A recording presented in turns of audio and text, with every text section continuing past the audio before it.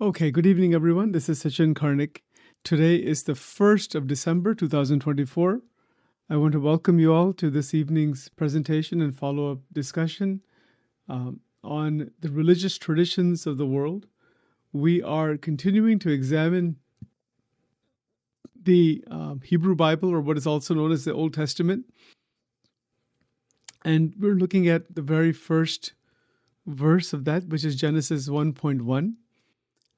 To continue from last week, this whole notion of creation was described in Genesis 1, that God created the heavens and the earth. We talked a little bit about time, how time itself is possibly created, in this entire framework. And it's definitely quite powerful, simply because there are many different perspectives in trying to understand how it is that this creation actually happened. There are so many fantastic ideas all the way across all the religious traditions of the world regarding the creation. Why did the creation happen? Why is there any kind of existence at all? And where does it come from? Where did it come from? So these are ongoing questions, obviously. These questions are not easy by any standard. They are protracted questions. And it is something that is an ongoing mystery in the religious traditions of the world. The mystery is that we see this multifaceted creation, a variety of objects and all different kinds of phenomena are there. But what is the origin, and why is there even a creation? So if you look at the biblical account of this, that there is a God, there is Yahweh, there is the Elohim, there is a supreme being of some sort, a monotheistic being that is the creator, that is creating the creation. Why? A very simple question. Why would, if that is true, if that is actually the case, why is there any creation at all? And this becomes a very difficult question to answer in many ways, simply because the question is coming out of our level of understanding, our understanding of cause and effect. The cause-effect relationship that we experience in life has everything to do with, it has everything to do with the way the world appears to us. It has everything to do with the way the world appears to us, and that's where this becomes a great mystery. This becomes a great mystery because we do not recognize or realize that dimension that is beyond cause and effect, assuming there is a dimension of that type. Assuming that there is such a dimension, what would that be? Why is that even there? And does that have a cause and effect? You see, so this becomes very, very tenuous. It becomes difficult to understand that how can there be something that is uncreated? So in the Genesis creation, or in the Genesis account, there is this extraordinary notion that the creative process unfolds in a structured, rhythmical progression of 6 days. That's how the Bible describes it. that culminates in the sanctification of the seventh day, the Sabbath. Yeah, it's fascinating. It's fascinating. I mean, what possibly is that? What possibly can that be? And is it just actually to be taken literally, that there's actually 6 days like our days? Or is it at a different time scale? But it raises still a basic question: why is there even a creation at all? Many answers have been given. Many answers. I'll go through some of them. Some of them might be satisfactory to the audience. Some of them may not be. And maybe none of them will be. It all depends on your own perspective and vision. But one of the answers that is given in this is that it is so much beyond our intellect. It is beyond our understanding that we cannot imagine the answer. Whatever the answer may be, it's not an answer we can imagine, because it's beyond imagination. If that is the case, if that is the case, that it is beyond our imagination, that we cannot imagine the answer, then what are we left with? We are left with either our own imagination, which seems to be inadequate in so many ways, or we are left with trying to enter into some type of a mystical communion to discover the answer. And I don't know if that makes any sense or not, but how else can this answer be given? How else can the answer be known even without some type of a mystical communion? In the Eastern tradition, this is, of course, called samadhi, samadhi. So the account of samadhi, or the notion of samadhi, is that a person enters into a higher state of consciousness and actually touches that extraordinary truth that is called God. Is that the only way that this can possibly be known? You see, so there are many basic questions here that are very, very difficult to answer, simply because the answers are not a matter of our normal intellectual framework. The answers cannot be given that way. Assuming that there is something that is transcendent to the mind, that is beyond the mind. Well, if that's the case, then how can it be known to a human being? Because all we know is who we are. All we know is what we have, which is our human experience. That's all. We don't really know anything else other than that. Through the scientific development, we have been able to extend our experiences through extending our senses, microscopes, telescopes, etc., to discover more of reality. The UV spectrum, ultraviolet, from infrared to ultraviolet, the entire range of the waves, microwaves and radio waves and, ultraviolet waves and the whole spectrum of light. We can only see the visible spectrum, but there's a massive spectrum that is not detectable through our senses, which would indicate that there's much more to even light and vibration and light frequency than what our eyes can detect, the colors that our eyes can detect. There's much more to it than that. Well, all right. I mean, that certainly seems to make sense. That's certainly seems to make sense. But at the same time, there is a great mystery. There is a great mystery, and that mystery is with regards to the transcendental reality. What is that transcendental reality? You see, why is that transcendental reality even there? And this is very, very hard. This is very, very difficult for anyone to have any kind of an idea as to how to even proceed along those lines.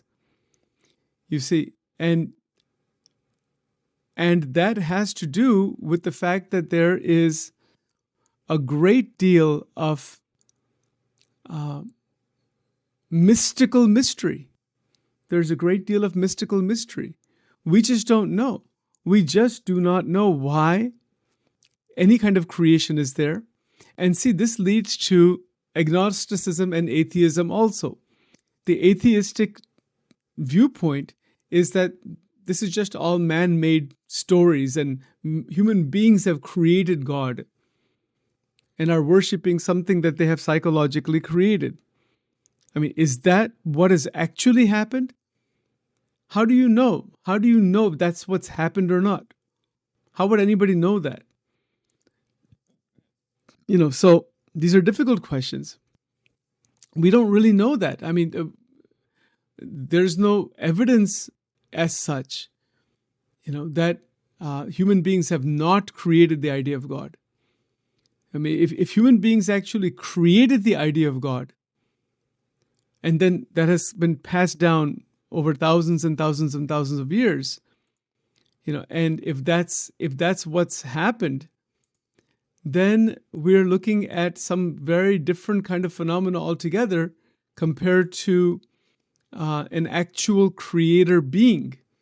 There are many anthropologists and others who might easily say that this whole notion of God and this whole notion of some being somewhere, sitting somewhere, all that kind of stuff is just a fantasy.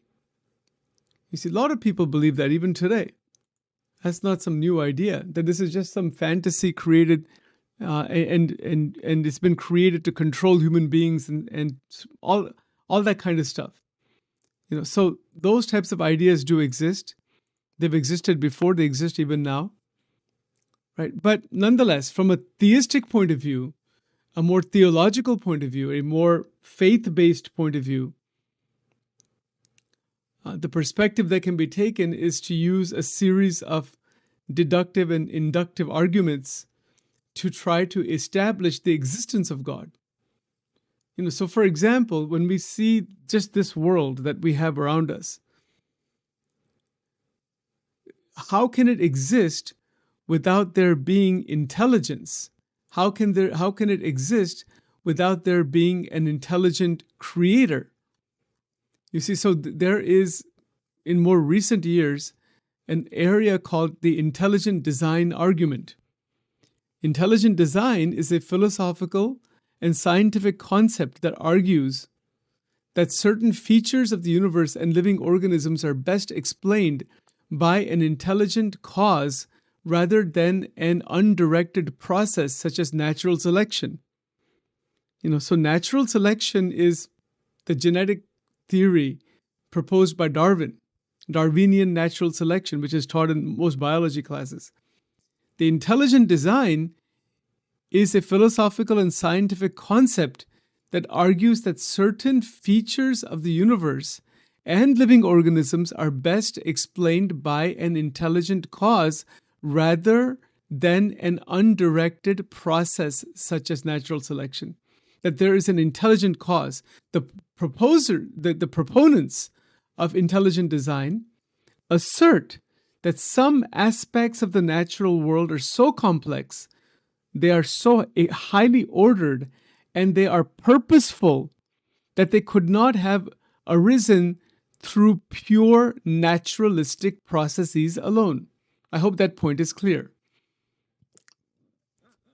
So the religious traditions of the world, the theistic traditions, Judaism, Christianity, Islam, and the theistic traditions in Hinduism, Sanatan Dharma, they all are proponents of intelligent design.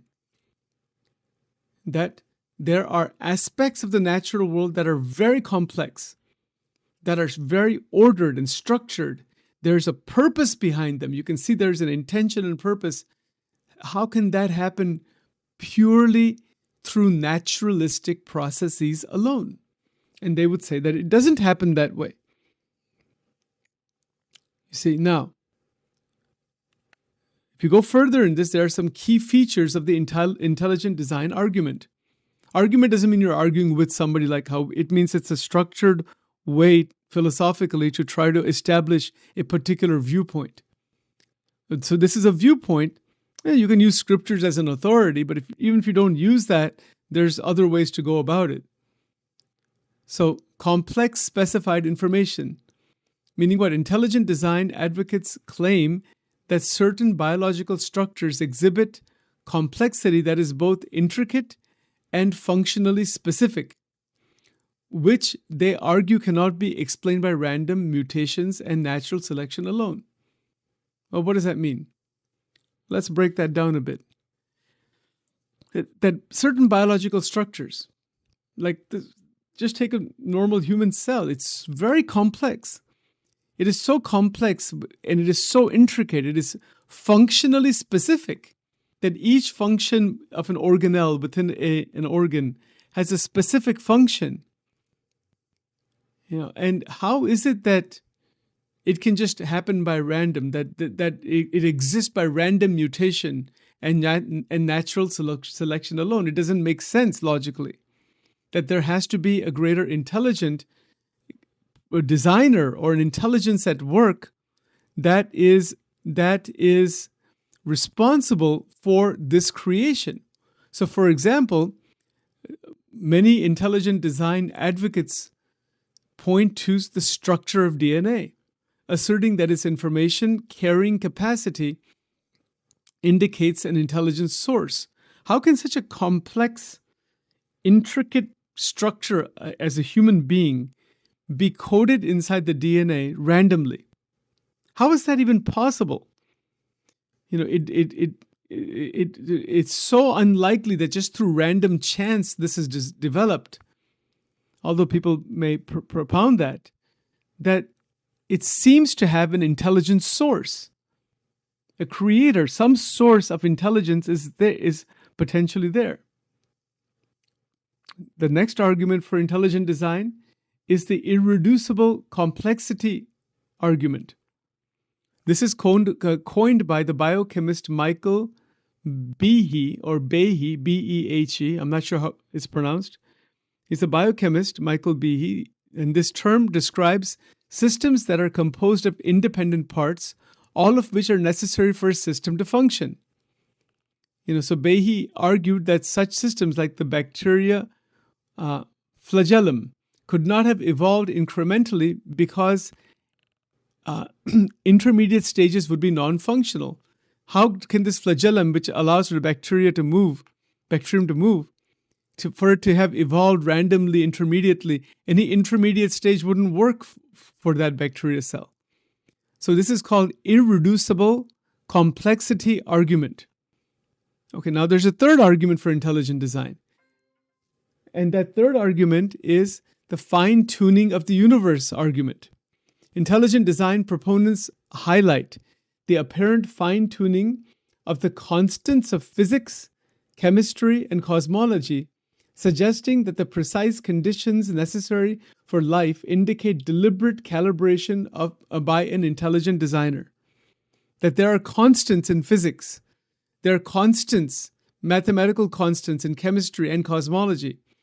And if they were not present, our life wouldn't exist the way it is. In fact, the universe itself wouldn't exist the way it is. So there are precise conditions, so precise necessary for our kind of life to exist, that there has to be deliberate calibration by an intelligent designer. Without a deliberate calibration, this fine-tuning of the universe would just be chaos. That's the third argument for intelligent design. The fourth argument for intelligent design are the challenges to naturalism. Intelligent design often critiques evolutionary theory, particularly Darwinian mechanisms, asserting that it cannot fully account for the diversity and complexity of life. That the Darwinian mechanisms are, as extraordinary as they may be in terms of their theories, they cannot account properly for the diversity and the level of complexity of life. You see, so this is called intelligent design. Now, what are some of the key differences between intelligent design and creationism? What we have in the Bible is what is called creationism. And even today in the United States and throughout the world, there are controversies about teaching kids either one of these two models.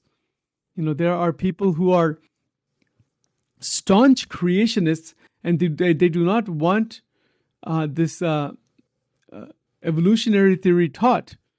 They say that it is against the teachings of God, things like that. And then there's people on the scientific side who say that we don't want this, Jewish and Christian and Islamic mythology to be taught in the school system, right? So these controversies are still going on even today. Even today, they're there, right? So, what are some of the differences between intelligent design and creationism? So, scientific framework versus religious doctrine. Unlike creationism, intelligent design does not explicitly identify the intelligent designer as God, and does not rely on sacred texts for its argument. So intelligent design takes a little different approach than relying on the sacred texts. Intelligent design aims to use scientific reasoning and empirical evidence to support its claims that there is a greater intelligence at work. So acceptance of some evolutionary processes. Intelligent design does not necessarily reject evolution entirely, but challenges its ability to explain all aspects of life's complexity and origin. So it may accept some aspects of it depending on the theorists that we look at. Now, there are obviously criticisms of intelligent design. Lack of testability, that critics argue that intelligent design does not meet the criteria of a scientific theory because its claims are not falsifiable. You cannot falsify it because you cannot test it. So that's one criticism of it. A God of the gaps fallacy, another point, that some opponents view intelligent design as an argument from ignorance, where gaps in current scientific understanding are attributed to an intelligent designer instead of seeking natural explanations. So if we're going to seek natural explanation, then that is a better way, as per certain scientists, rather than inventing an intelligent designer. I'm just trying to present this objectively, by the way. You have to look at it for yourself and see what are your thoughts on this. 2 more points. Scientific consensus. The majority of the scientific community supports evolutionary theory as the best explanation for biological diversity and considers intelligent design to be pseudoscience. So that's a perspective in itself, scientific consensus. Then legal and educational challenges. Courts, particularly in the U.S., for example, in 2005, Kitzmiller versus Dover Area School District case have ruled that intelligent design is a form of creationism and should not be taught in public school science classes. Right. So that is another legal aspect to this. So intelligent design raises profound questions about the origins of life, the universe, and the interplay between science and religion. While not universally accepted, it has influenced discussions on metaphysics, theology, and the philosophy of religion. Right. So